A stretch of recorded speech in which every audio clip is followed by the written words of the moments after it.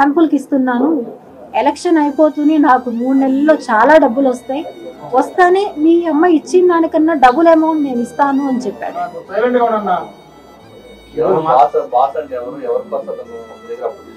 Boss అంటే obviously Pawan Kalyan గారు మీటింగ్లు ఉన్నాయి, ఇంకా సభలు ఉన్నాయి, అక్కడికి వెళ్ళాలి, నేను అర్జెంట్ మీటింగ్స్ ఉన్నాయి అని చెప్పి తీసుకోవాలి.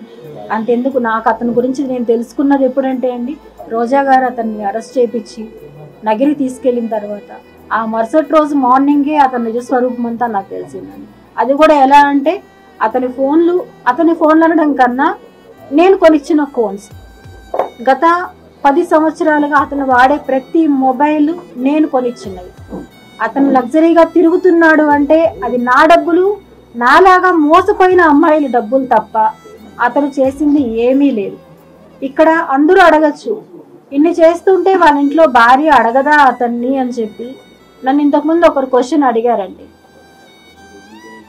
నన్ను ప్రెస్ దీంట్లో చెప్పాడు 20 లక్షలు ఇస్తే ఎవరైనా మాట్లాడరా అన్నారు.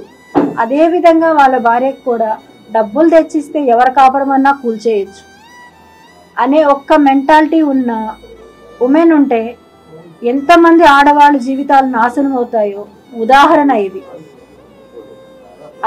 ఆ ఫ్యామిలీకి ఏమంటే వాళ్ళకి కావాల్సిన లగ్జరీస్ ఎవరైతే ఇచ్చేస్తారో భర్త ఎవరితోనో వెళ్ళొచ్చు, ఎవరినన్నా కొట్టి చంపేయచ్చు, పర్లేదు, మా డబ్బులు వచ్చాయా, మాకు రోజు గడిచిందా అనేది ఒక్కటే వాళ్ళ ఫ్యామిలీ మెంబర్స్కి కావాలి.